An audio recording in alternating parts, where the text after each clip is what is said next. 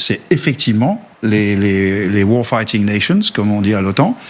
Voilà, donc si vous êtes mou du genou, restez à la maison. C'est exactement ce que dit le conseiller de Volodymyr Zelensky. Si on envoie les troupes, c'est pour y aller vraiment. Écoutons-le. Mais il est possible que des troupes européennes soient engagées et tuées. Je n'en sais rien. Je ne sais pas. Il ne s'agit pas d'une question de possibilité, il s'agit d'une question de capacité. Encore une fois, nous n'avons pas besoin d'elles pour qu'elles fassent de la figuration. En même temps, nous n'avons pas besoin d'eux pour nous battre avec la Russie. Une fois de plus, je vous parle de la ligne de contact.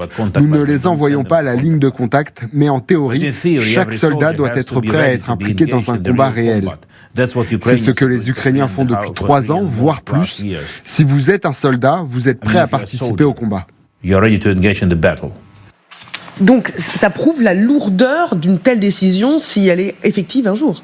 Et la question dont parle Vincent, elle a été posée hier à Emmanuel Macron qui recevait pour le dîner Volodymyr Zelensky. En effet, que se passe-t-il si en effet les Russes cherchent à violer ce cessez-le-feu? Et il a dit non, il faudra se battre. Hein.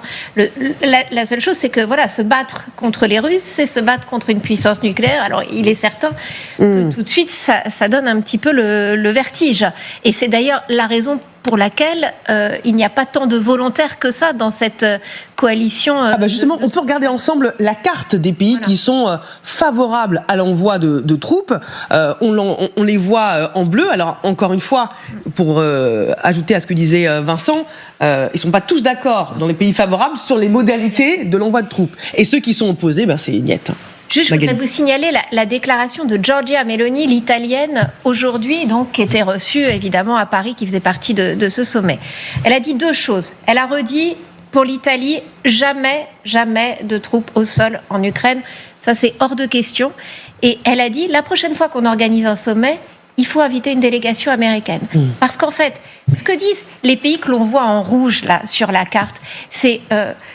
oui, mais il nous faut un filet de sécurité américain aussi. Cette question de quel est le rôle des États-Unis si, en effet, demain, les Russes réattaquent alors qu'un accord de paix avait été trouvé, cette question du rôle des Américains, elle est essentielle, notamment pour Giorgia Meloni.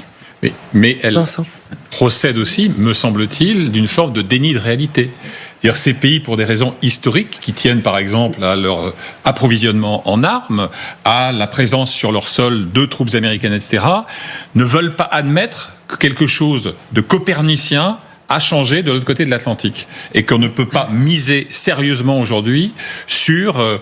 une action décisive, résolue et dénuée d'ambiguïté de la part de Washington et de l'administration Trump.